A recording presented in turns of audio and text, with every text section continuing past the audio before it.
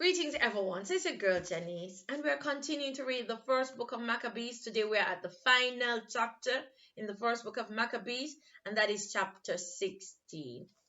The first book of Maccabees, chapter 16. Then came up John from Gezerah and told Simon his father what Syndibus had done. Wherefore Simon called his two eldest sons, Judas and John, and said unto them, I and my brethren and my father's house have ever from my youth unto this day fought against the enemies of Israel. And things have prospered so well in our hands that we have delivered Israel oftentimes. But now I am old, and ye by God's mercy are of a sufficient age. Be ye instead of me and my brother, and go and fight for our nation, and the help from heaven be with you. So he chose out of the country 20,000 men of war with horsemen, who went out against Syndibus and rested that night at Modin. And when, as they rose in the morning and went into the plain, behold, a mighty great host, both of footmen and horsemen, came against them. Howbeit, there was a water brook betwixt them. So he and his people pitched over against them. And when he saw that the people were afraid to go over the water brook, he went first over himself, and then the men seeing him passed through after him.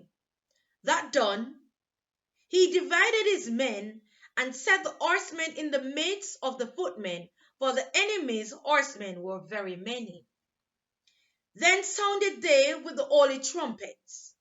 Whereupon Syndibus and his hosts were put to flight, so that many of them were slain, and the remnant got them to the stronghold. At that time was Judas John's brother wounded, but John still followed after them until he came to Cedron, which Syndibus had built. So they fled even unto the towers in the fields of Azotus. Wherefore he burned it with fire, so that there were slain of them about 2,000 men. Afterward he returned into the land of Judea in peace.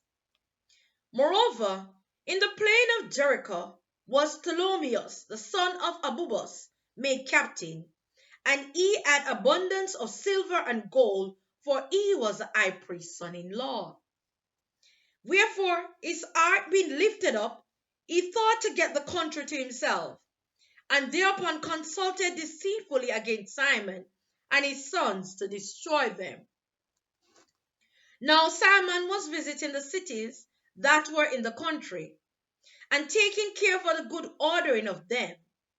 At which time he came down himself to Jericho with his son Mattathias and Judas, in the 117th year, in the 11th month, called Sabbath, where the son of Abubus, receiving them deceitfully into a little hole called Docus, which he had built, made them a great banquet, howbeit he had hid men there. So when Simon and his sons had drunk largely, Ptolemy and his men rose up and took their weapons and came upon Simon in the banqueting place and slew him and his two sons and certain of his servants. In which doing he committed a great treachery and recompensed evil for good. Then Ptolemy wrote these things and sent to the king that he should send him an host to aid him, and he would deliver him the country and cities.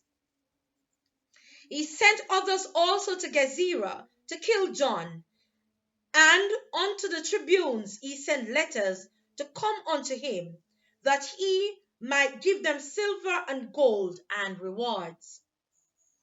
And others he sent to take Jerusalem and the mountain of the temple.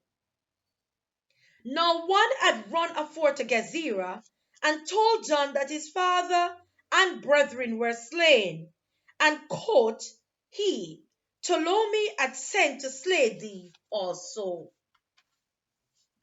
Hereof, when he heard, he was sore astonished. So he laid hands on them that were come to destroy him, and slew them, for he knew that they sought to make him away.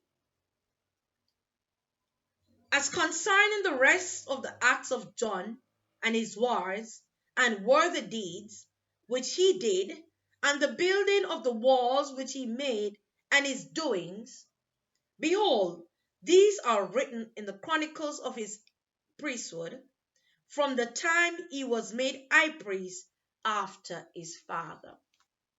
This is the end of chapter 60. Thank you.